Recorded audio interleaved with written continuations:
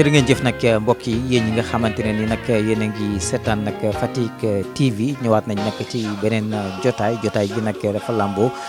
waxtaan koo xamante ne ni nag dafa jëm ci lépp loo xamante ne mu ngi jëm ci dëkk bi waaye tam ak li ko wër bi la émission nag di laal lépp luy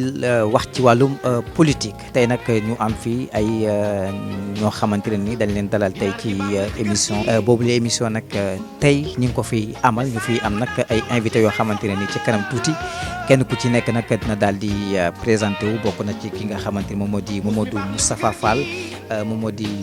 vice coordonnateur JPS moom nag mu ngi nekk nag ci Yewwi Wallu bokk na ci ki nga xamante moom moo di Mamadou Sy moom mooy président mouvement Fatick moom moo ñu ñor ak kii di Papa Latir Faye moom mooy tête de liste bu coalition buntu bi moom ñooñ nag ci kanam tuuti nañ ci tête de liste départementale bu buntu gi moom léegi nii rek na waxtaan ak askan wi ñu wax ci politique bu Fatick wax également ci li nga xamante ne ni moom mooy taxawaayu politique ñenn ñi ñu koy defee sax ci réew mi ma dooree nag sama ndeyjoor jox nag Mamadou Sy mu daal di présenté wu Mamadou Sy maa ngi lay nuyu. maa ngi lay fay Bekkaay ñu ngi nuyu waa Sénégal yëpp rawatina Fatick gi nga xam ne moom nañ dëkk di leen wax rek ne leen ñu ngi leen di déglu pour seen question ñu leen di tontu ci ni mu seetlee jërëjëf. ki nga xamante ne ni nag moom moo di Papa Latir Faye ñu jox ko micro moom itam mu daal di nuyoo ak suñuy mbokk internet yi. waaw asalaamaaleykum auzu billaahi mina sheytaani rajiim bismillaahi rahmaani rahiim ñu lay nuyu di la siyaar bu baax a baax di nuyu mboolem équipe Fatick TV di simnaa waa Sénégal fop ba taxet simnaa fogole di nuyu ñëpp di siyaar ñëpp di tàmbalee ci siyeen bi ndax comme siyeen la moom man maamam la ndax Latir Faye Mbodé Faye Fatou Wade Wele Seydi El Hadji Malick Sy donc gis nga ni nu bokkee kii nag suma sang la ndax sëñ Modou Moussa Fall man Baye Fall la kon ñu ngi siyaar bu baax a baax di yaatal jeetaay bi ci ñëpp rek di tàmbalee par appel boo xam ne ñun dana war a am d'abord tey benn pacte de non violence parce que bu lépp jàllee aussi ñun ñëpp dañoo bokk te réew mi ñoo ko bokk mënuñu ko séddoo kon in wesim naa fop ngid maa fop di leen nuyu di leen siyaar di sant bu baax a baax ci invitation bi jokka njal Mamadou Moustapha Fall. salaamaaleykum mbokk Fatick man la Mamadou Moustapha Fall le vice coordonnateur de la JPS Fatick jeunesse patriotique sénégalaise teewal fii la coalition Yewwi Askan Wi Wallu aussi dama waroon jiital ci samay propos jaale présenter mes condoléances à toutes les familles des disparus waaw parce que actualité la. jërëjëf nag ñu dooree suñuy laajte muy Mamadou Sy yéen waa mouvement Fatick moo ñu ñor yéen a ngi Fatick di yëngu ci wàllum politique taxawaay gi ak gis-gis bi nga xamante ne ni yéen amee ngeen ko ci biir dëkk bi tey lan la exactement ndax politique bi mi ngi dox wala tey am na li ngeen ci naqarlu wala tey am na loo xamante ne am na ngeen bëgg nag loolu denc yéen waa Fatick moo ñu ñor. waaw asalaamaaleykum wa rahmatullahi taala wa barakatuh ñu ngi jéggalu ñëpp tey jéggal ñëpp di wax rek ne ñu ngi masaw famille ñi nga xam ne ñoo ñàkk ci émeutes yi amoon ci jamono yi weesu di leen wax yal na leen yàlla xare àjjana daw si Bekkaay li may fi may njëkkee mooy Sénégalu tey ak Sénégalu démb parce que soo ma nee ndax am na lu dox wala amul lu dox mun naa ne àdduna c'est comme ça parce que kenn mënut lépp mais tamit di jéem ba def le maximum tamit da cee baax ñun nag dañ nekk ay ndaw yor fi mouvement tuddee ko mouvement Fatick moo ñor ñu nekk ci ginnaaw APR nekk ci ginnaaw président Macky Sall parce que tamit mouvement politique la ñu nekk ndaw président Macky Sall di ko yee parce que tamit il faut ñu am habitude nekk ci ginnaaw nit ba pare di ko wax dëgg ñun mouvement bi ci loolu la ñu nekk depuis 2017 ba léegi installé ko fii ci commune Fatick ba traversé ay obstacles yu bëri dox nag mun nañ ne depuis ñun ñu sosu ba léegi depuis 2017 ba léegi ci dëkk bi la ñuy wax ci lu doxul ndax munuñ am président Macky Sall munuñ am responsable yu bëri yoo xam ne tey takkal na leen ndomba tànk fii ci commune Fatick ba pare Fatick mun di des ginnaaw ba léegi waaw dafa sooxe lu bëri mais nag am na lu bëri aussi tamit ñu ngi koy saluer fii ci commune Fatick tey mun nañ jàpp ne tey grâce à président Macky Sall ak ñi nga xam ne tey ñoom la takkal ndomba tànk fii si commune Fatick. président dafa télé ci liggéey bi nga xamante ne nii tey waroon na ko liggéey ci Sénégal mébétam ak jotam dafa échoué. non man ñooñu moom man gëmuma ne man boog dégguma ko parce que moment bi ci li may dégg fii ci Sénégal mooy président Macky Sall day def ku wax mu tëj ku bind sa demande mars nga mu rejeté ko man jàpp naa ne loolu yëpp ay wax la yoo xam ne wax opposant la parce que président Macky Sall man mun naa jàpp ni booleetuma ko ci président yi nga xam ne day ñoo jaar Sénégal ci liñ def parce que ci ñi ma koy boole fu mu toll nii meilleur président yi nga xam ne ñoo nekk ci Afrique ci ñooñu laa koy boole parce que tamit lim réussir na loo xam ne tey président yi fi jaar yëpp réussir ko ci benn espace de 10 ans nga mun cee def réalisation yu mag yu toll nii wax dëgg yàlla loolu lu ñu war a rafetlu la te président Macky Sall def na ko implanté na ko fii ci Sénégal tey fii rek balaa ma dépassé feneen mun nañ ne fii ci commune Fatick rek tey def na fi lu bëri loo xam ne tey Fatick mun nañ ci gis boppam ba ci génération future muy lan ay comme pont wu Foundiougne bi infrastructure pont wu Foundiougne bi tey maanaam kii la boo xam ne Fatick yëpp dañ cee gis seen bopp rawatina Sénégal parce que ku ne xam na ne Foundiougne dafa enclavé boo ci daan dem bu yenn heure yi jotee da ngay mun di fanaan Fatick ba bët set soog a mun a dem soo xëyee suba soog a mun a taal sa oto mun a traversé kii bi bac bi demoon ba am problème mu mun a ñëw defal ñu pont wu 47 milliards kon loolu dañ ko ci gërëm loolu acte la boo xam ne tey dañ ci sant bu baax président Macky Sall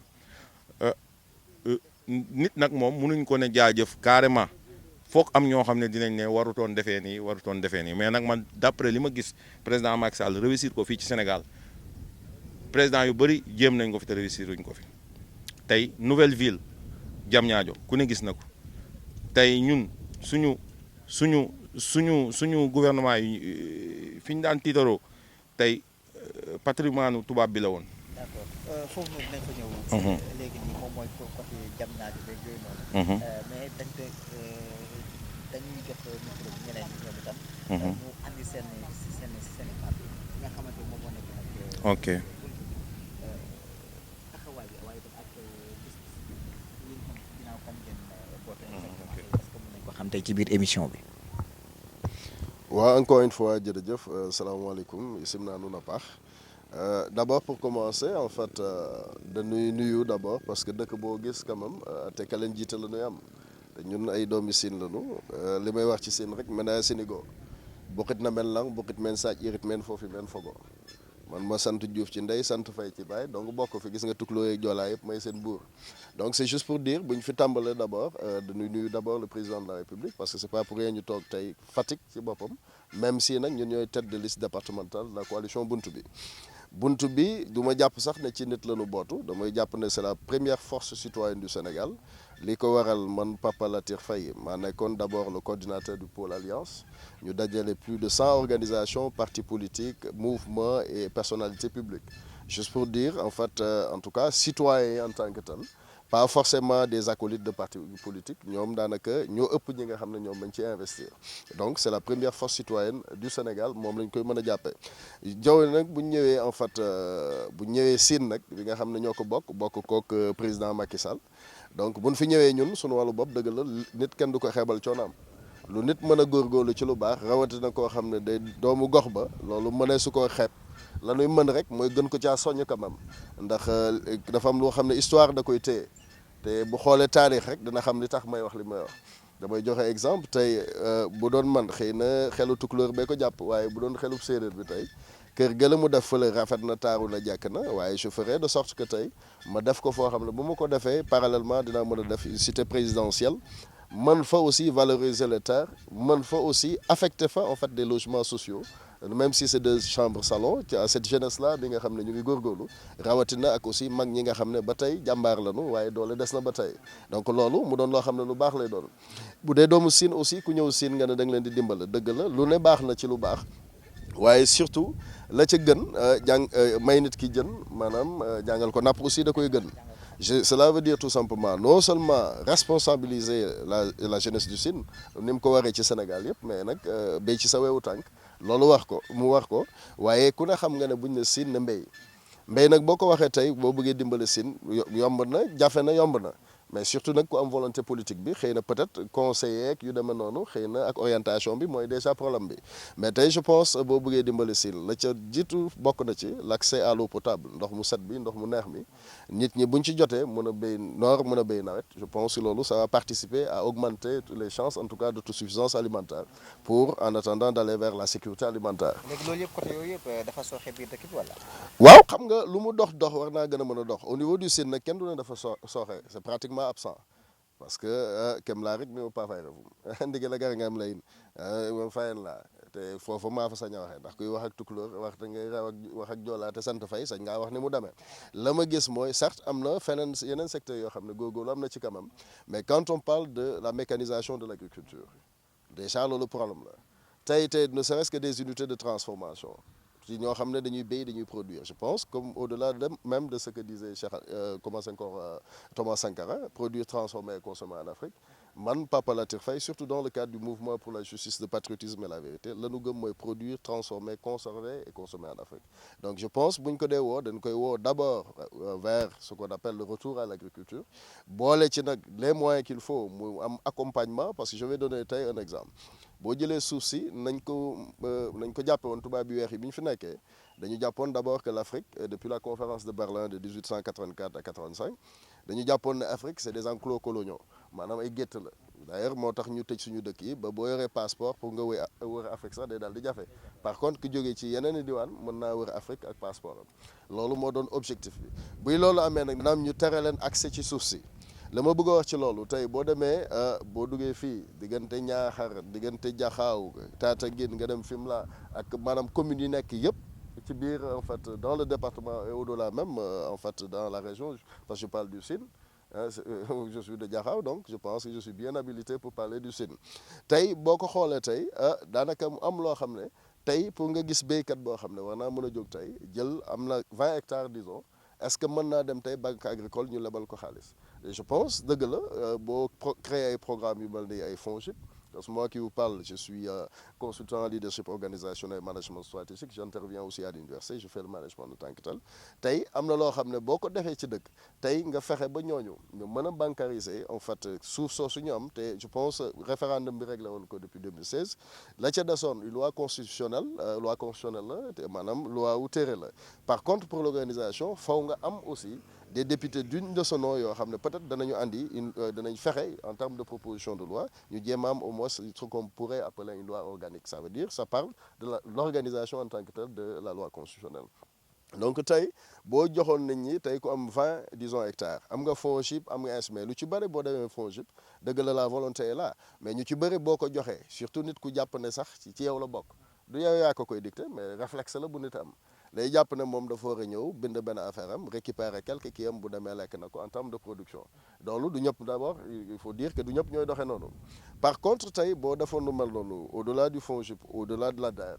nga am au niveau des banques agricoles tey bu amee ñu délimiter seen i tool tey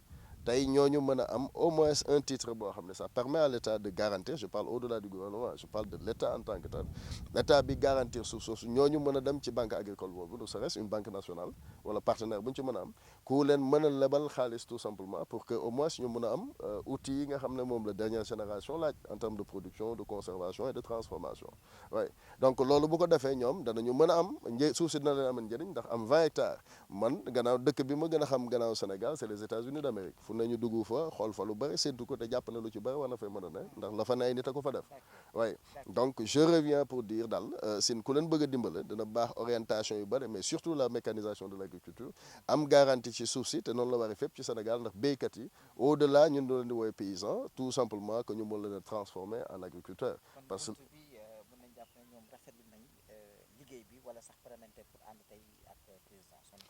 waaw je pense dans le contexte du sax ànd ak Massamba ak Mademba mais je pense li ñu boole au delà de li ñu bokk laa wax mooy Sénégal d' abord certes nag bu fekkee da nga nekk ci benn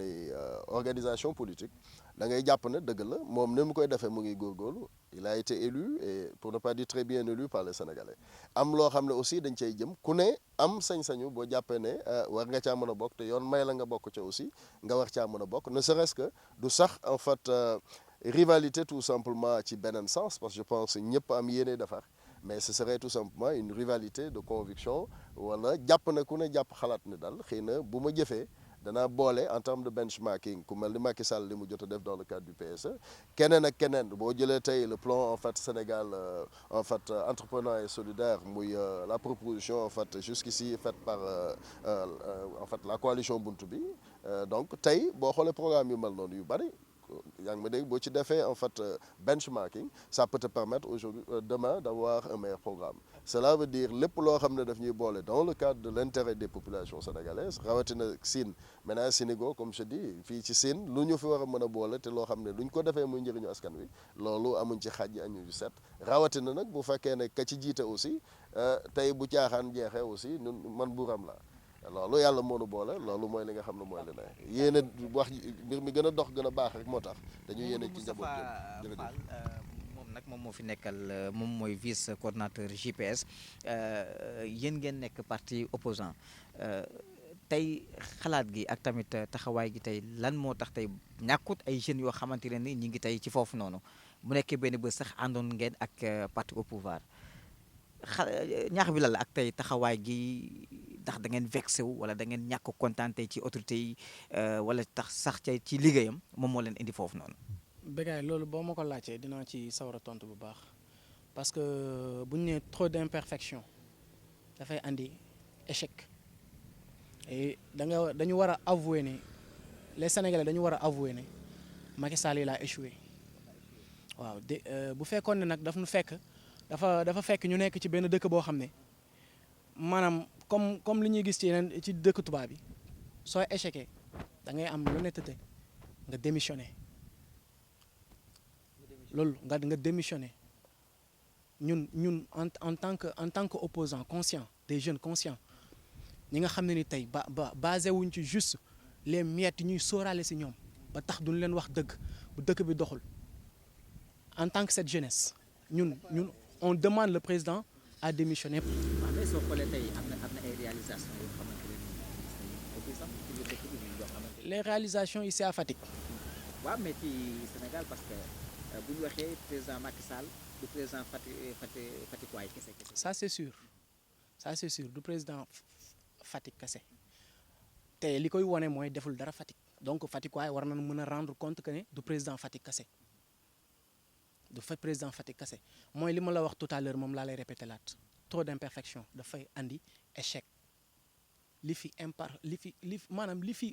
manqué moo bëri au Sénégal et en particulier Fatick il faut que ñun sénégalais ñun ñoo ko faloon ñu fal ko ci benn position bu graaw nag jox ko doole parce que lan moo fi sësoon c'était pas parce que moom moo nekkoon l'homme idéal un homme bi nga xam ne nii sa politique avait séduit la population sénégalaise non benn ras-le-bol moo fi newoon au Sénégal ñu doyaloon ci le maître Abdoulaye Wade moo taxoon ñu andi Macky Sall contrairement ak position bi Ousmane Sonko am actuellement au Sénégal muy lan c'est un gars boo xam ne nii dafa développer une idéologie boo xam ne nii la population sénégalaise en particulier et en général la population africaine dañu amoon cette soif de la renaissance bi ñuy wax maam la population africaine dafa amoon soif boobu et cette soif là bi mu ñëwee ki ñu gëmloo ne mën nañu mandil c'est le président Ousmane Sonko parce que ce qu'il a eu à évoquer actuellement comme programme nous suffit largement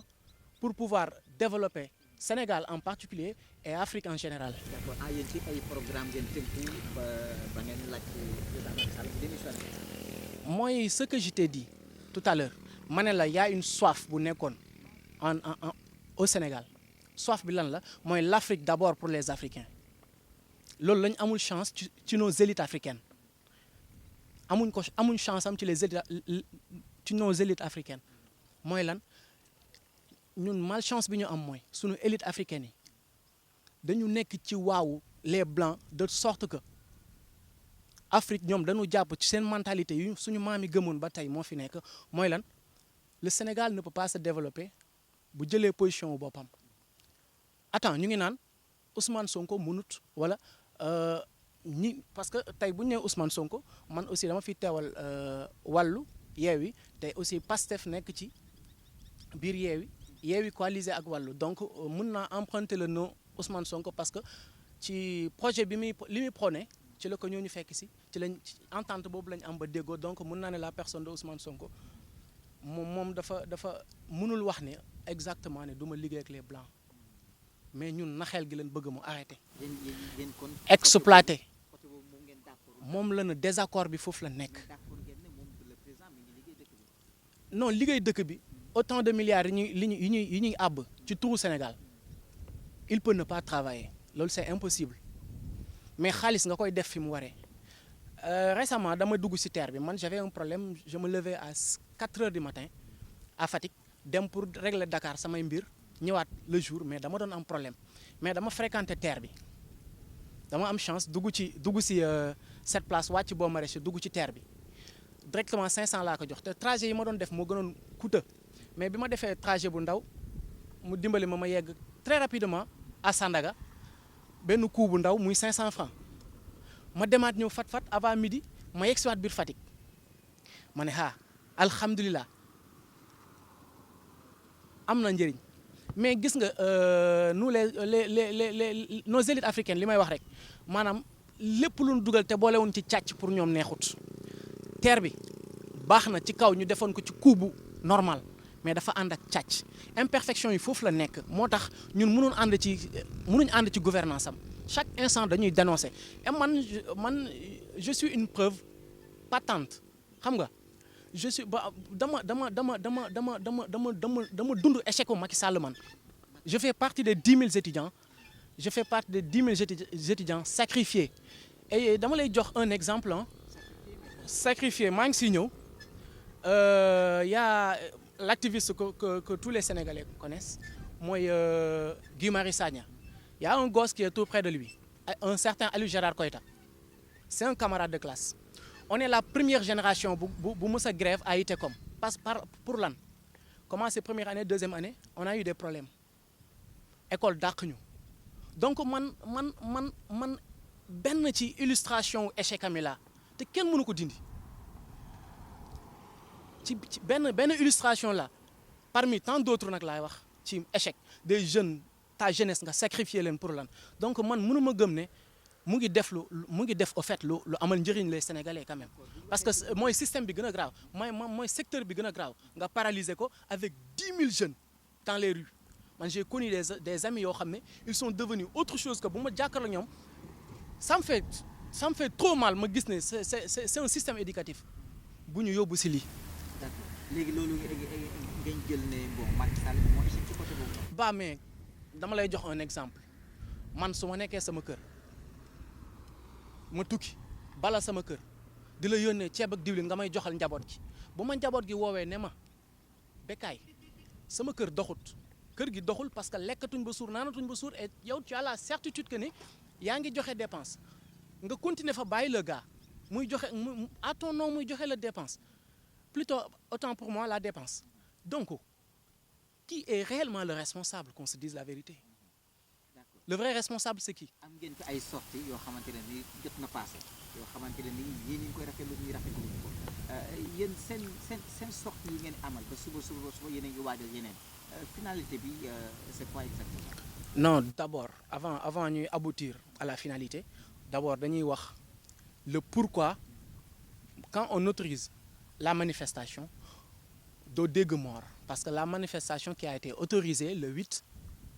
ñun ñoo doon may les policiers ndox yi taxawoon 24 heures sur 24 en tenue de combat ñun ñooy dem si fee yëkkati suñu sachet ndox tegal leen pour ñu naan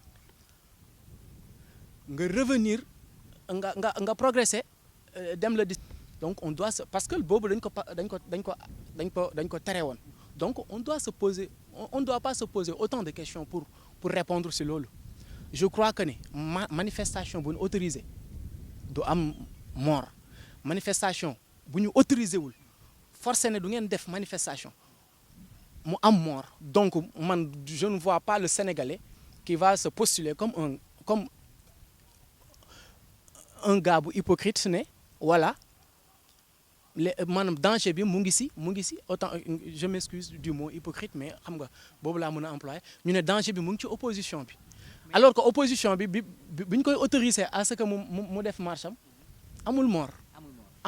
mais est-ce que jotul tamit Ousmane Sonko wala sax yéen ngeen xool ne saa su ne boo leen wootee lii am ay gaañu wala mu am nit ñi ci ñàkk seen bakkan jotul tey ngeen changer stratégie beneen boo xamante ne nii si ngeen di lancer seen message yoo xamante ne du am ay foule yuy génn ak yooyu. loolu c'est une stratégie parmi tant d'autres le droit de se manifester loolu sunu constitution moo nu ko may je crois bien que ne Macky Sall dafa ñëw fekk fi lu metti en 2011 man j'étais ici fii laa doon jàngee ak APS bi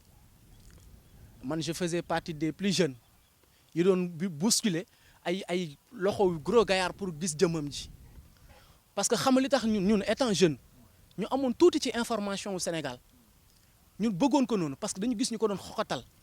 di salfaañe la démocratie sénégalaise ñun le Sénégalais moo bëggul loolu d'abord mais ça veut pas dire que dama ànd ak Ousmane Sonko parce que ñu ngi koy xoxatal man dama ànd ak Ousmane Sonko par conviction man politique de conviction laay def intérêt mais conviction intérêt bi mooy lan mooy l'intérêt collectif mooy Sénégal dox maanaam du ma xool l'intérêt personnel bi nga xam ne ni tey mooy ñu jox la junni wala 10 000 francs nga téye sa làmmiñ ñun ndaw yi nga xam ne dañu ànd ak Ousmane Sonko jëmm yi nga xam ne dañu ànd ak Ousmane Sonko képp ku ci doxewut noonu tamit da ngay nax sa bopp tôt ou tard tu vas quitter parce que ñun philosophie boobu la ñu gëm donc nag suñuy ànd ak nit ki si loolu bu ñu woowee si loo xam ne nii dafa dëggu mooy lan la population fekk si ko si loolu Macky Sall bu mu dëgg tànk waa ji te ñu ngi wax maa ngi dégg des informations disant que nii il va kidnapper le gars dañ koy jàpp affaire yooyu noonu là il dafay dajeeg beneen man sama engagement personnel la et je sais que conviction bi ma am si combat bii nii le combat patriotique moom la autant de jeunes sénégalais am si moom s'il ose faire ça man je suis de Fatick du ma fi génn je suis de Fatick et je suis un jeune bu ambitieux nekk sama business bopp mais s'il ose faire ça dina am en face une population soit il aura en face une jeunesse boo xam ne déterminée boo xam ne ni dañu pare pas la personne de Ousmane Sonko parce que boo xoolee projet bi nii la personne de Ousmane Sonko je veux dire maanaam 5% la ci représenté mais porteur de voix bi mu nekk maanaam porteur de projet bi mu nekk nii daf ci représenté 95% et ñun projet boobu la ñuy défendre mooy le projet l'Afrique pour les Africains. D'accord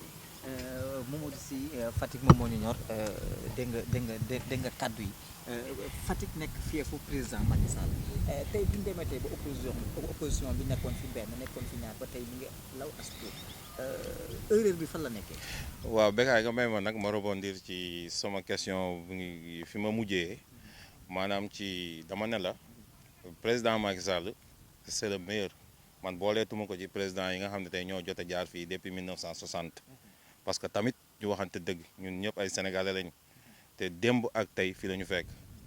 ni Fatick meloon démb ak ni Sénégal meloon démb ñun ñëpp fii la ñu fekk yaa may dégg boo xoolee temps wu PDS mag Abdoulaye Wade premier ministre bi mu njëkk a am mooy Moustapha Niasse doxal ak moom ay quelques weer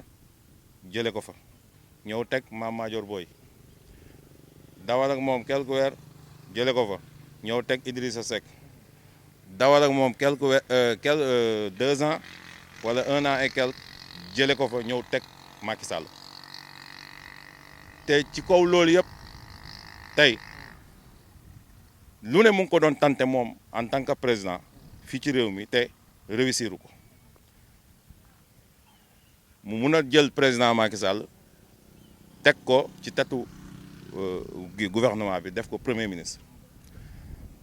si la commencé travaux yu mag yi nga gis yëpp président Abdoulaye Wade defoon ko ci réew mi lépp ci temps wu premier ministre kii Macky Sall bi mu nekk premier ministre PDS kon tey kooku suñ munee taxaw naan daa échoué man du ma ko nangu loolu laa lay wax ci loolu laay rebondir ne na man du ma nangu daa échoué parce que président Macky Sall bi muy joxe xam-xamam ci réew mi boobu nekkagul président depuis bi muy nekk ministre la ci la ko Abdoulaye Wade ne dama doon wër xaal ba daj xaal bi nga xam ne tey mooy xaal bi nga xam moom laa bëgg muy Macky Sall mii loolu defe naa ne boo tàppee léegi di nga ko gis mu koy gërëm façon gërëm bu ne ñun tamit ñu nekk ay nit nekkoon ay ndaw yoo xam ne dañ nekkoon si ginnaaw Abdoulaye Wade di daw guddi di daw bëccëg di liggéeyal réew mi nit nag dina bëgg nit fekk nit a tax parce que ñun buñ daan topp Abdoulaye Wade fii ci Fatick ñun suñu temps Macky Sall moo yokkoon na tax bi mu demee nag ba 2008 ñu jaxase koog moom fu ne ñu dugg fa yey nopp bi ba mu dàq ko ci lañ gëj a gis Abdoulaye Wade teg benn xeer parce que tamit depuis ba mu ko falee jiital ko ci gouvernement ba léegi réalisation yi Abdoulaye Wade def yëpp Macky Sall la ci àndal. d'accord liggéeykat la d'accord peut-être temps bi duñu may ñu mais foog ma déedéet déglul Bécaye dama bàyyi da nga bàyyi ñii temps bu gudd man sànq bi ma njëkkee dama na ko nuyoo la rek motul sax ay minutes da nga may bàyyi man it ñoom temps bi ñu am maam ko ma leeralal askan wi parce que loolu ñu fi taxaw démission wu président Macky Sall loolu ku ko neex wax kum neex wax ko parce que tamit nit boo àndut ak moom bu la neexee suba nga taxaw ne na démissionné la muy liggéey doo ko gis parce que ñun habitude boobu dañ ko war a bàyyi ñun sénégalais yi surtout africains yi faruma kii rek du ma gis lu baax li muy def te pourtant lu baax li muy def pour askan wee tax mu def ko defu ko pour famille am defu ko pour ay mbokkam dañ kaa élire pour mu taxawu askanu Sénégal yëpp mu ngi koy doxal parce que daf fi réussir lu bëri dafa sànq sama wax maa ngi la koy leeralal nga dagg ma te mu nekk lu am solo dama leen Macky Sall président Macky Sall dafa réussir loo xam ne sénégalais yi bàyyiwuñ ci xel muy lan nouvelle ville Diamniadio pourtant ba mu koy yëkkati opposition bi ñëpp a yëkkati seen làmmiñ naan du ko réussir munta ne mu réussir ko te man dafa am lu may faral di wax ma ne ñun en tant que sénégalais dañ daan tiitaroo patrimoine tubaab bi maanaam yenn ministères yu bëri Dakar yoo xam ne temps tubaab bi ñoo ko tabaxoon Dakar ba ci palais bii suñu président bi nekk nii tey nekkutoon palais gouvernance la woon temps boobu tubaab bi ñoo ñu colonisé est-ce que jotul ñun ñu am suñu yëfu bopp nga xam ne purement sénégalais moom moo ko fi tabax tey Diamniadio tey boo fa rombee tey da ngay kontaan sa xol day sedd ndax liggéeyu président Macky Sall tey ñu jógeeti ci loolu si côté santé li ci président Macky Sall gi def amul benn président bu ko fi def amul nga dem ci côté secteur hémodialyse benn dialyse wala ñaar ñoo fi amoon da nga daan am problème mu dialyse laa lay wax ñu lay téléphoneel ndax lal am na ba noonu ngay deewee tey amatul hôpital yi dernière génération nga xool bu Kaffrine bi gis nga ko nga xam ne suñuy fii ak ay 50 ans ba 100 ans génération bu ñëw da ngay mën a méngoog hôpital boobu Kaffrine Kédougou Touba extra ñu ne déetawaay ñu ñëw ci côté sport lim fi def ci ay stade moderne yi nga xam ne tey ñun dañ ko daan seetaan ci télé di ko gis di ko rêver parce que nit da nga war a bëgg lu baax te président Macky Sall depuis bi mu nekkee ci bopp réew mi ba léegi wax naa la ko nee naa la depuis bi mu nekkee ci gouvernement Abdoulaye Wade ba léegi travaux yi nga gis Abdoulaye Wade doon def yëpp mun naa ne xam-xamu kii Macky Sall la mu partagé ko ak président Abdoulaye Wade. amul fii métti tamit parce que moom mi wax na ko nee na buuxante na fekk muy jàngee fii Fatick pour gis président Macky Sall. effectivement li mu wax dëgg la xam nga buuxante pour gis président Macky Sall parce que Demba Ndiaye bi mu fi ñëwee am na ñu doon buuxante ñoo xam ne tey waruñoo buuxante tey man mii ku ma xam ma ci président Macky Sall te pourtant ba mu fi ñëw ba mu fiy ñëw damay buuxante. waaye nit àndoon na nit démb tey àndatuma ak moom est-ce que amul fii. non xam nga gis-gisu nit ku ne am nga droit gisee nu la neexee mais am na loo xam liñ naan ku gis nen a ngi président Macky Sall li mu def ci réew mi xanaa nag nit taxaw rek ne bugguma koo gis mais li mu def ci réew mi depuis temps wu Senghor Abdou Diouf Abdoulaye Wade kenn ci def ko fi ñooñu ñëpp nag ñun lañ doon liggéeyal parce que ñun ñoo leen fa teg moom i tamit ñun lay liggéeyal ñoo ko fa teg te bés dina ñëw mu jóge fa keneen ñëw mais tamit gis nga nit liñ naan nit dafa war a xam ne dañoo war a gërëm nit ku gërëmul nit doo gërëm yàlla te président Macky Sall dafa bëgg lu baax bëggal sénégalais yi lu baax def fi réalisation yu mag côté dund gi bu ñuy attaqué président Macky Sall ci côté dund gi ku ne xam na côté dund gi fan lay sooxeew tey mënuñ génn ci Covid président Macky Sall traversé période yu difficile muy Covid. te yéen a ngi koy jiiñ tamit guerre. taxal ma ñëw rek mu traversé deuxième mandat bi ci Covid bi la ñu ne deetewaay Covid bi jeex guerru russe bi ak Ukraine dikkati yaa may dégg tey ku ne xam na ne tey Sénégal dund askan wi yëpp genn wàll gi yëpp ci dund gi la daanaka lañ gën a concentré wu parce que ñi fi néew doole dañoo bëri loolu yëpp xam nañ ko tey président mouvement Fatick moo ñor mu si su taxawee di défendre Macky Sall président Macky Sall tey ñu bëri dina leen jaaxal benn côté ndax lan man kes créer mouvement di wax Macky Sall lii doxul lii doxul lii doxul man kese di jeune maa ngi taxaw créer mouvement naan lii doxul lii doxul lii doxul mais su amee loo xam ne da koy doxal am naa ngoru war naa am ngoru taxaw ne président Macky Sall doxal na li doxal te Bécaye dinaa la fàttali lenn ci loo xam ne loolu rek bu ci président Macky Sall yemoon loolu nekk na loo xam ne tey Sénégal yëpp war nañ ko saluer muy pont wu Farafeñe bi ku xam gi Farafeñe sénégalais yi nañ fa doon souffrir sonn Yaya Jammeh nekkoon di tuutal suñu président yi fi jaatoon a jaar di leen di kallikale président Macky Sall mun a dem di nekk ci at négociation am at bëgg jàmmam di dox loolu ba problème am Gambie diplomate am may ko mun a naxataan ak Yaya Jammeh ba Yaya déplacé wu dem génn Gambie te benn nit deewu fa loolu acte bu ñuy réussir bu ñuy saluer la ci président Macky Sall Fatick xëj na suñ njortu fañ njortoon ne président Macky Sall dina fa jëmale Fatick xëj na yeggaguñu foofu ak moom te loolu ñun dañu koy tàllal loxo ñun en tant que jeune fii ci Fatick en tant que jeune fii ci Fatick président Macky Sall ñun ndawu Fatick amuñu kenn ku dul yow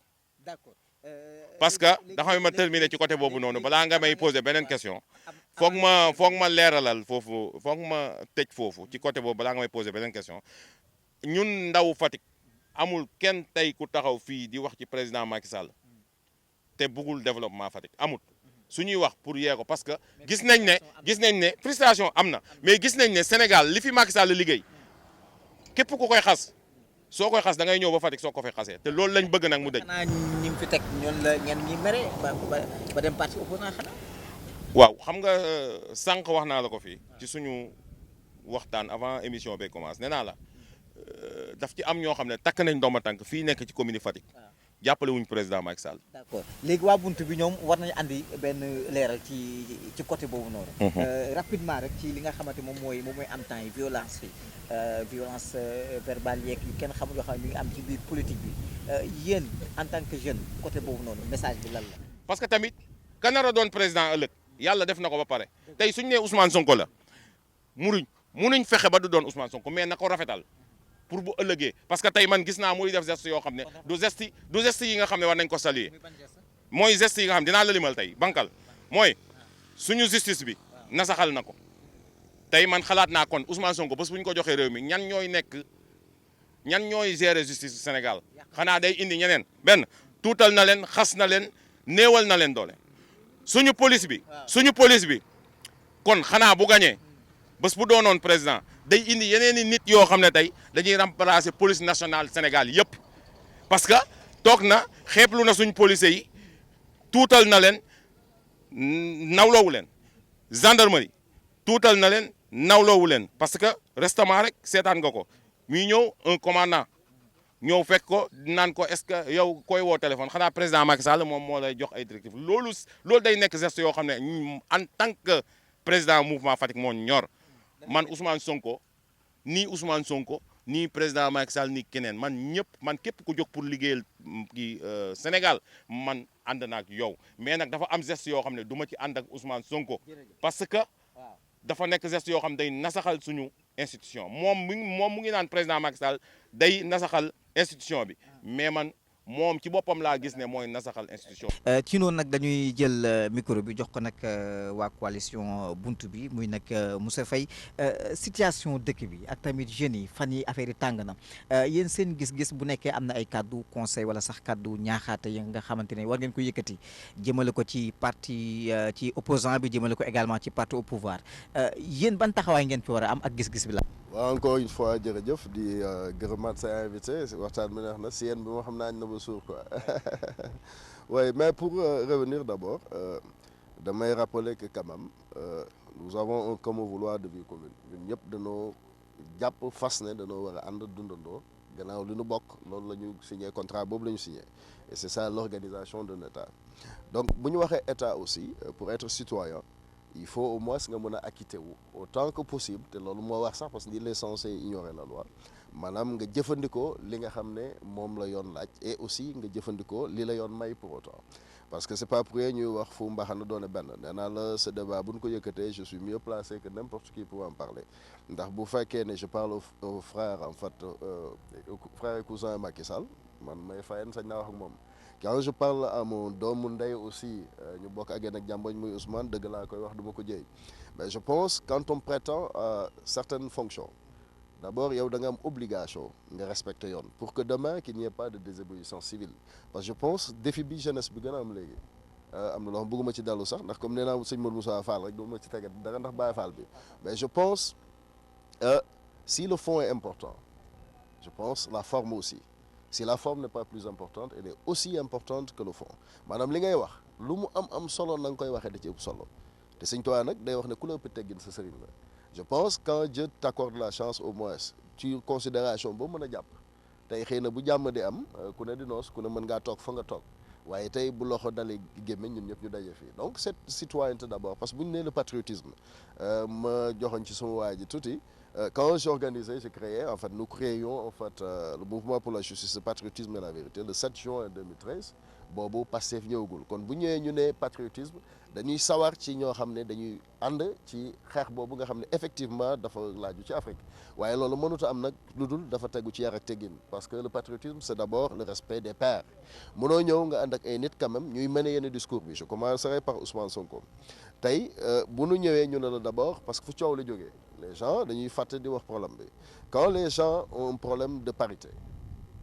yaa ngi ma dégg ñu ne da nga am problème mu liste je pense que tey bu fekkoon ne ñëpp je parlerai déjà des 25 coalitions yi waroon a dem rek donc déjà bon ñëppay dem au-delà des indépendants yi nga xam ne muy pouvoir comme opposition dañ leen a négligé ba mënuñu ci bokk lañu ci mooy mënuñu am 15 millions boole wuñ ci pour parrainage bi c'est encore plus compliqué mais je pense quand on revient ñu la tey dëkk bi dafa am yoon pour passer à l'essentiel pour faire plus simple et plus efficace boo nee ci dëkk da ngay sàmmonteeg yoon ya nga xam ne moom la réew ma tëral si tu penses que nag demain tu peux faire mieux da nga koy boole ci un projet de société mais projet de société ci yar ak teggin ak aussi démontrer à tout le monde que tu es républicain tu es démocrate parce que tu es légaliste parce que sans quoi je parlerai de Ousmane on peut pas prêcher en fait l'anarchie totale sinon l'impunité mënoo ñëw tey dëgg la la marche le droit de marche c'est consacré par la constitution mais je pense bu doon ci diine sax yàlla bu ne fa waylun lil musallin xëy na séeréer yi mën nañoo dégg leen waaye fa waylun lil musallin allaziina hum salaatikum saahuun donc wax ji faw nga bàyyi fa mu àgg donc tey je dis quand tey nga am problème ci sa liste tey ma tàmbale benn affaire le document bi ñuy woowee en fait le casier judiciaire man bu ma ko soxlaa damay jógee fu ma mën di jógee damay dem ba Jaxaaw Siin wut ko fa ñëw tribunal de Fatick wut ko ngir mën ko am c'est un document fondamentalement manuscrit kenn du ko taper kenn du ko scanner kenn du ko copier kenn du ko kon quand ñu décider dem ñuy déposer ñuy def erreur yu mal noonu di juum ci seen i liste il faut avoir cette humilité nit da ngay woyof boo juumee nga nangu loolu mooy li dëgg li may reproché Ousmane foofu itam maa ko sañ a wax je suis un Sérère de surcroît màggee Casamance de l'école primaire Joseph Koulaji Sagna Seymour Arfan Bassirou lycée Aoun Sané un ancien du Kekendo dama je pensais que moom aussi fula gi muy woote am na ko ndax mënoo nekk tête de liste nationale nit ñi parce que coalition la ku ci ne bu amoon doole ju mën a yóbbul boppam du ànd ak yow kon bu ngeen dajee peut-être ñu jiital la ñu ne yaa jiite liste nationale day fula ak fayda nga doon le mandataire national si tu es aussi négligent nag ba defuloo loolu nga jël des gens yoo xam ne ils ont en fait d'autres horizons politiques ñu ñëw ba li xew-xew tu ne peux que t'en vouloir mais la war mooy nga respecter yoon bu ñëwee ñu le droit consacré par la constitution bien sûr mais c'est un droit qui est encadré tey bu Ousmane Sonko jógee et je suis désolé de le dire moi je suis panafricain panafricaniste pur et dur mais je suis man bëgguma anarchie parce que kenn jaraluma ma toog fii di wax ay Samba booy jógee fële di lox suma njaboot kenn jaraluma ko yàlla bindal ko jar loolu sëñ Tuubaa ma ko mënoon digal sax digaluma ko mais je pense boo ñëwee nga ne tu es républicain tu es démocrate parce que je pense tu es légaliste parce que tu peux être un anarchiste ñuy jël suñu dëkk di la ko jox boo amul yar amoo teggin itam réew mi bu yeboo demal toogi te xam ne ñi lay wax ne mën nañ la ko jox en réalité mënuñ la ko jox bon je dirais pas c'est pas l'homme idéal parce que nul n'est parfait et l'homme n'a pas de nature mais il doit se corriger et s'autodiscipliner mais surtout il a l'intérêt il doit s'imbiber un peu parce que boo ne panafricaniste la man ma sant Diouf sant Faye ci bàyyi di caddo 100% dëkk Jaxaaw Sud mais je pense li culture war naa ko mën a xam balaa ma dellu si ci autorisation bi tey boo ñëwee nga nekk ci dëkk lu dul yar ak teggin sax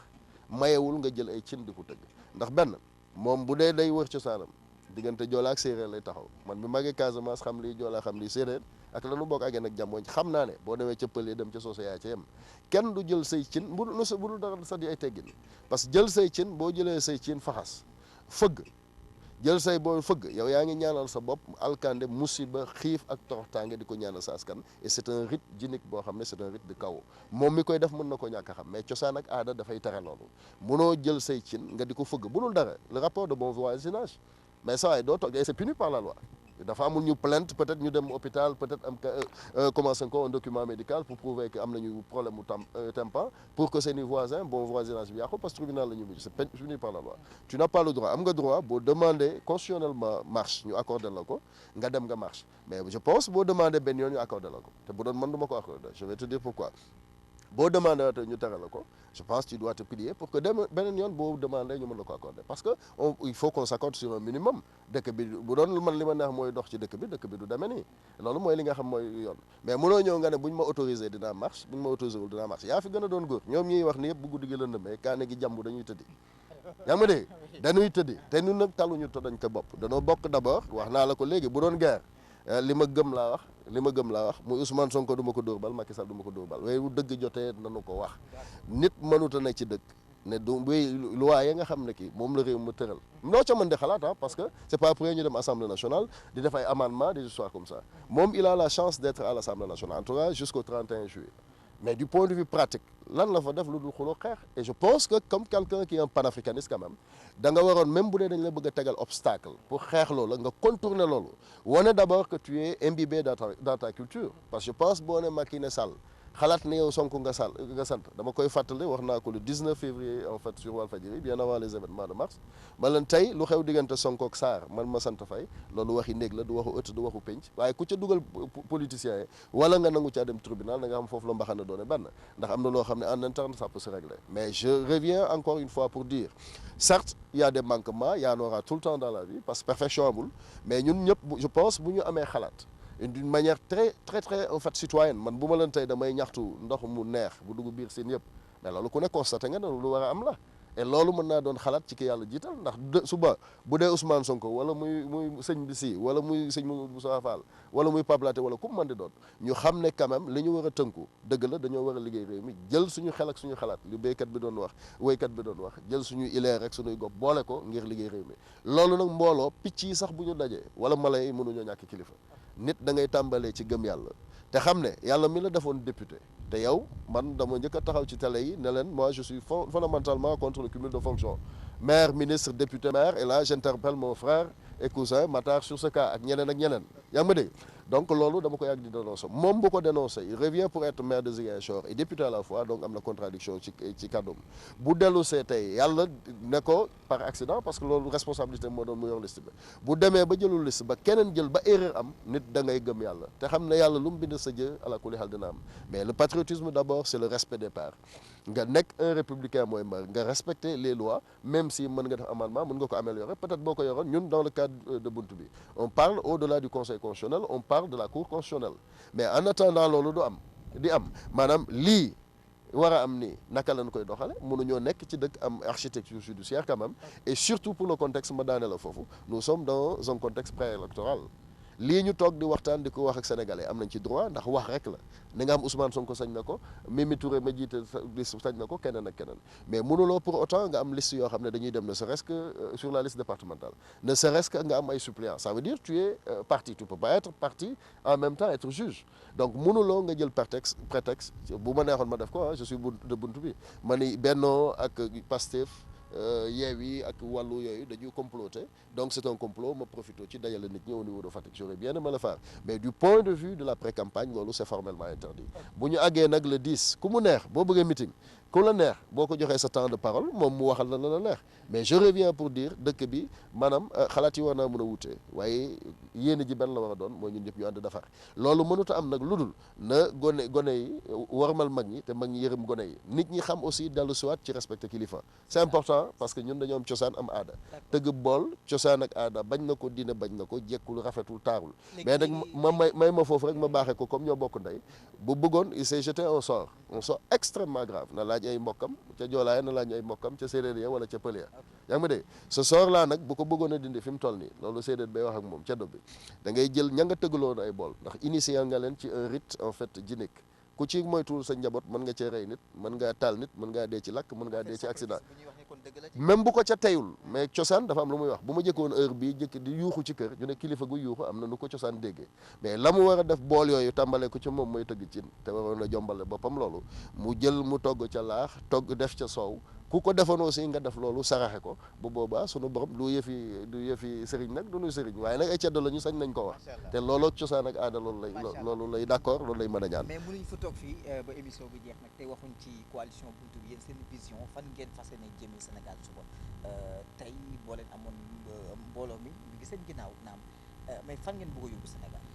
waaw je pense dañuy tàmbalee pour wax fu raw fu ko président Macky Sall yóbbu ndax je pense comme on dit ku añaane sa ndono sa deew ñaaw ñun ñëpp ku ci ne boo sañoon ka lay wutu fa nga ne boo liggéey moo lay gën a dox c'est pas pour rien Sëñ Tuubaa naan su ma tey bu ne day gàtteel su ma démb et ça se voit visiblement donc tey la ñu bëgg mooy au-delà je dis parce que je pense que comme on est républicain on est démocrate la ñuy mën a tënku d'abord dëkk bi am na yoon am na lu ne mais li ma amal solo mooy d'abord boo amee prétention tey nga ne da nga am un programme plus ou moins boo xam ne au-delà du benchmarking bi nga mën a def ci PSE pourquoi pas sax ci programme comme le gars le dit en fait bu fekkee projet la parce que nous sommes panafricanistes sans violence bien sûr nga mën a jël ci benn projet noonu aussi la jaadoo du point de vue de la coalition buntu bi ñu am aussi en fait un programme qu'on appelle le Sénégal entrepreneur et solidaire boo amee loolu tey c'est le moment aussi de saluer notre mandataire national en fait le président en fait le docteur El Hadj Ibrahima Mbow di ko nuyu di nuyu toute la coalition et tous les membres en fait de la coalition buntu bi notamment la première force citoyenne du Sénégal mais lanu bëgg dans ce Sénégal entrepreneur et solidaire bokk na ci tey cette jeunesse désœuvrée naka la ñuy def ak ñooñu ba ñëpp mën a participer ci dëkk bi dëgg la bu ñëpp doon xëccoo ci réew mi ñun ñëpp bokk Fatick je commence par Fatick kenn la ca yàlla jiital kenn la ca mbooloo mooy topp loolu jëfi yàlla la du yëfi nit dees koy nangu ñun ñëpp ñu nangu nag fédérer nos forces pour mieux travailler bu ñu yeggee ci élection ñu xam ne ci yoon la ñu nekk dëkk bu ne nii la ñu xam ne noonu la lu ci mën a décider ku d'accordul nga def sa recours mais pour autant la ma waxoon ci Abdoulaye Wade ba ñuy wax sa candidature man leen sa candidature est anticonstitutionnelle mais pas inconstitutionnelle yaa ngi ma dégg bañ ca eggee man leen li tax ma wax la loolu boo jëlee màggat bu am 90 ans nga bëgg ko may gone gu am 18 ans c'est pas inconstitutionnel mais c'est anticonstitutionnel maanaam xel nanguwu ko ci mag beeg nangam mais du lu loi tere par contre boo demee ci loi nag la loi avait clairement dit que moom mën naa bokk et ce que je veux juste dire par là moo xam kuy bokk ak ku dul bokk ñun nous mettons à la disposition quand même jusqu'à preuve du contraire du conseil constitutionnel maanaam tey ñun suñu wàllu bopp dëgg la nos ambitions aujourd'hui au-delà de tout, au-delà des régions, au-delà de l'autofinancement qu'on va avoir, au-delà de l'explosion du budget pour ñu def ko par secteur et ainsi de suite, je pense dafay jaadu ñun aussi li nga xam ne moo ñu sàmmal li ñu am ñun ñëpp ñu tënku ci te nangu ko loolu li ma bëgg a wax ci loolu bokk na ca ñu toog tey ba yàlla dogal ñuy am pétrole ak i gaz peut-être demain sëñ Modou Moustapha mën na nekk président yow mën nga ko doon keneen mën na ko doon ndax du président rek ne ci réew mi ku ne dafa am fooy jàpp mais que nous fassions de sorte quand même que loolu ñu bañ ko taal ndax ku yor pétrole yor gaz doo ko say almet ñu wootewaat aussi jàmm muy apaisement mais surtout aussi comme je dis souvent justice to the righteous rule of law justice aux ayants droit force à la loi parce que c'est ça aussi la république du ñëpp tey bu ñu ma jiñoon lu mu mën a doon ba ma demee tribunal tey ñu ne ma aw ma dëgg ça veut pas dire que man maa tooñ wala tooñu ma mais loolu mooy ultime conviction juge bi la may def mooy d'abord ma def recours et je le ferai aussi longtemps que yoon may na ma ko donc je pense que c'est ça nañu tënku ci li nga xam moo ñu tënk képp koo xam ne nag dans ton ambition wala sa programme jàpp nga ne bu yàlla dogalee ñu fal la te sénégalais ànd ca en toute démocratie et dans la paix civile et civique bu boobaa yow nga défendre sa programme bu ko yàlla tuddee boo demee s'il y a des réformes à faire au niveau de la justice nga def ko mais surtout de bonne foi parce que je pense nous sommes frères ñun ñëpp a bokk réew mi je pense la ñu boole c'est au-delà de tout parce que je dirais que ce beau pays que nous appelons le Sénégal, sinon l'Afrique, nous ne l'avons pas hérité de nos ancêtres, nous l'avons emprunté à nos descendants. Dëkk bii di Afrique wala Sénégal doonuñu ko suñu maam dañ ko àbb suñu doom buñ ko mujjee bu réer conservons ce que nous avons en commun la ci gën a riche mooy deret bi ñu yàlla boole bu nu kenn woo ci fitna ku nu woo ci démocratie et l'application de la démocratie et de la loi nag foofu mën nañ ci dem aussi longtemps que loi en tout cas mu ngi dox ci dëkk bi tout en rappelant que nag la loi doit être générale et impersonnelle amul xaj ak seet amul maanaam làq kenn amul yooyu yëpp amu ci ñun ñëpp ñu daal di ci yem kon jërëjëf. balaa ma continuer damay rejoindre juste monsieur Faye si li mu wax muy problème mu discipline ñun suñu part daf ñu ko jàngal buy wax aussi si sens patriotisme on a connu le vrai sens du patriotisme moo tax mu ñu mën a topp ce projet parce que projet bi boo xoolee objectif bi ci ëpp solo xam nga lan la mooy défendre ses propres intérêts te ku ne défendre ses propres intérêts mënul ignorer le patriotisme en soi-même donc ñun ñu ngi ci discipline boobu et on sait très bien que loolu la ñu am loolu la ñu am comme projet te moom la ñuy doxal incha allahu rabi beneen bi mu ne une justice équilibrée parfois dama naan dafa am certains sénégalais yoo xam ne nii je crois que ni li ñuy dund actuellement daf leen dépasser daf leen raw quoi au fait parce que seen orientation débat waroon na nekk leneen lu dul maanaam ñu wéer sunu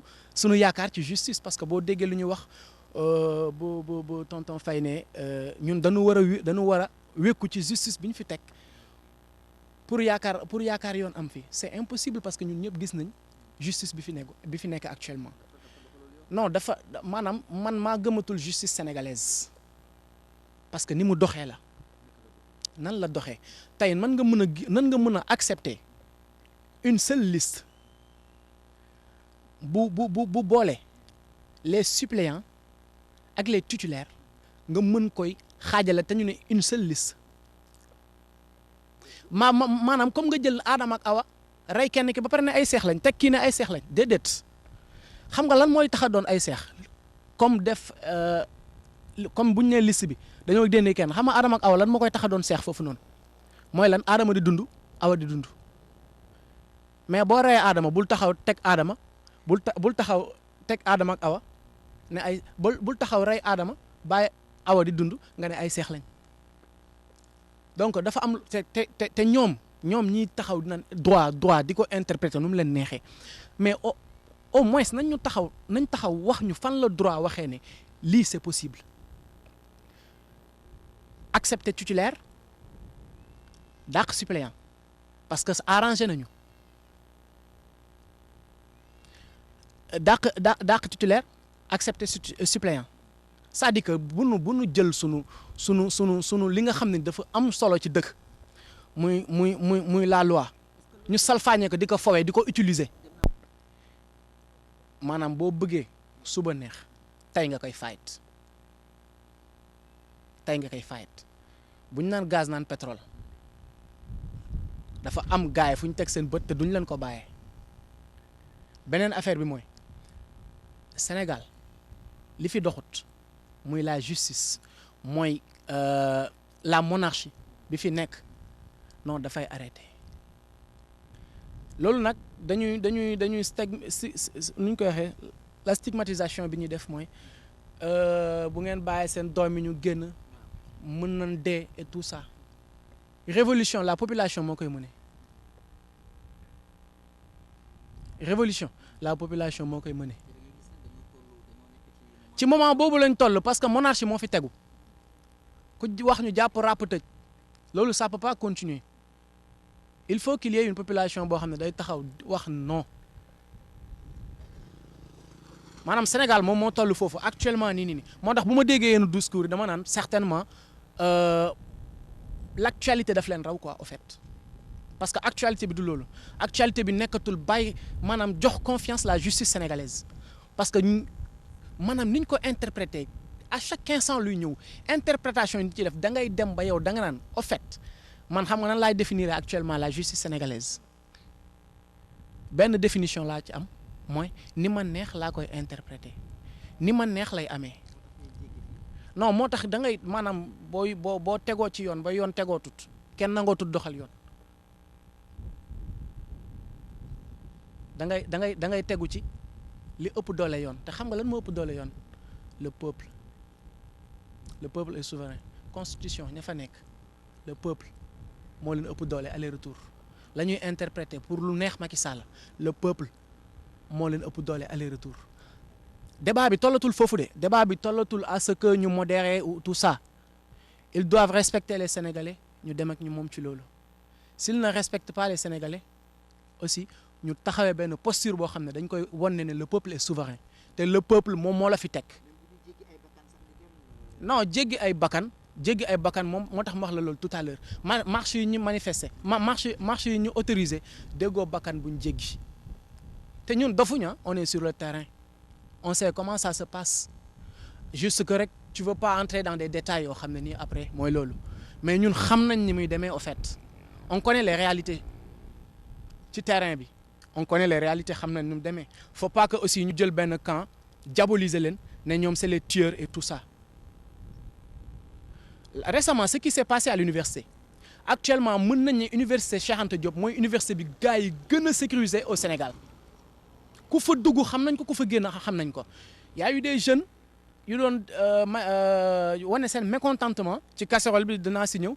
ci concert casserolade bi dinaa si ñëw ñu bàyyi ba xaaju guddi ñu envoyé des nervis kan moo leen envoyé ñu maltraité des jeunes gaañ leen ana suite bi ana médias yi ciy wax actuellement ni en plus ñëwaat si casserole bi un peu ñëwaat ci casserole parce que mënuma si bañ a jaar parce que dafa nekk loo xam ne nii certains sénégalais yi nga xam ne ni bon comprendre ruñ au fait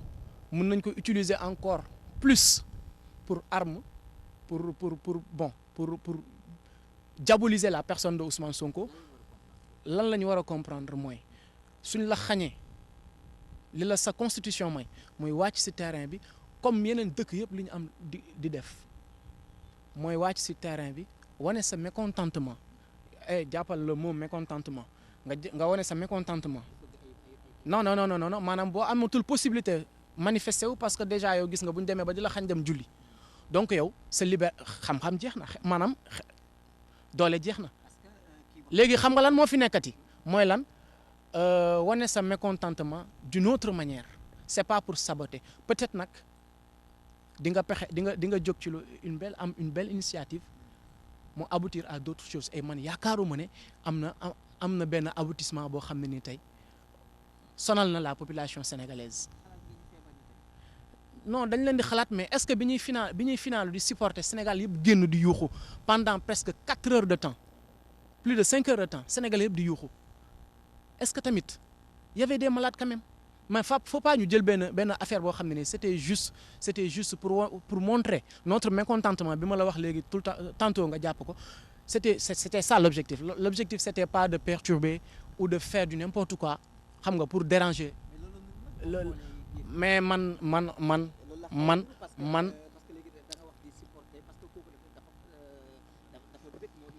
mais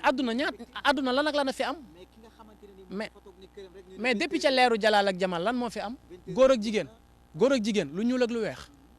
naqar ak bànneex nee nga dañu kontaan moo tax ñu ko doon def on était fâché moo tax ñu def ko ça suffit juste comme justification y a pas autre chose on n'est pas indiscipliné on est issu de bonne famille xam nga même si on a des caractères yoo xam ne nii peut-être loolu suñu personne l'a engagé mais devant la population sénégalaise on a un engagement très correct. nekkul problème d'indiscipline maanaam problème d'actualité la nekkatul problème d'indiscipline nekkatul problème enfreindre les lois nekkatul problème anticonformiste voilà parce que dañu yegg foofu da ngay dem ba quand tout le monde ne veut pas appliquer xam nga les lois et les règles ba pare yow di la ko imposer à ce que nga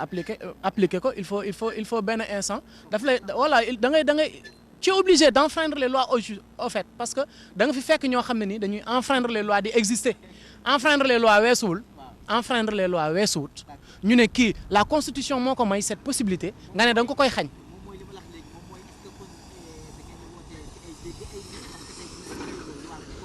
jéggi ay néew man loolu dafa gigantesque loolu dafa graaw jéggi ay néew da ngay xool ñi ko capable def. waaw non bul ma ne sécurité askan bi parce que sécurité askan bi weesootul tey ngay gis tey ñun suñ bët moo nu ko may télé yi filmer ko tu vois des gendarmes ou des policiers accompagnés par des nervis je suis pas la première personne bu ko prononcer et je crois pas que dinañ ma jël si ci loolu je suis pas la première personne bu njëkk a évoquer loolu et les télé dañ ko teg tu vois des nervis accompagnés xam nga doonoo force de l'ordre. léegi dañ koy tënk ci. ci lu gàtt sax waaw ci lu gàtt une minute Mamadou Sy dernier mot ñu tàggatoo jox gars yi rendez-vous ci yeneen jotaay. waaw may fàttali sénégalais yi rek ne nañu bàyyi xel bu baax a baax nag ndax sénégalais mosta dof sénégalais mosta yara dëggu ci yar ak teggin lañ ñu mos a xam xëj na nag pënd bu xasee jóg moom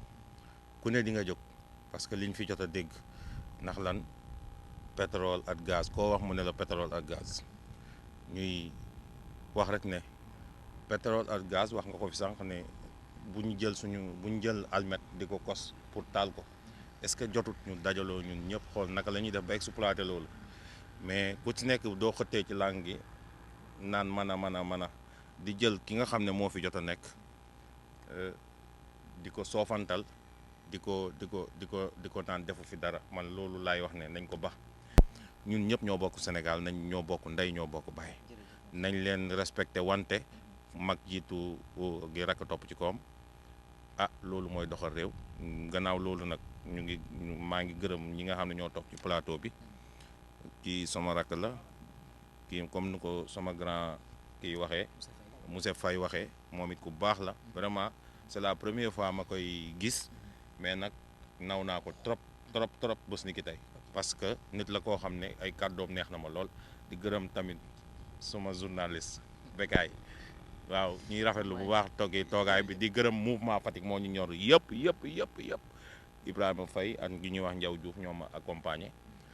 di gërëm suñu président Macky Sall di ko ñaanal wër at wërle ba lépp loo xam ne yàlla na ko yàlla woyofal ci daraja Yonent bi sallallahu alayhi wasallam di gërëm ñëpp daal sant ñëpp. jërëjëf voilà monsieur Faye dernier mot bu nekkee ay kàddu ñaaxaat la wala sax loxo bu muy dugg.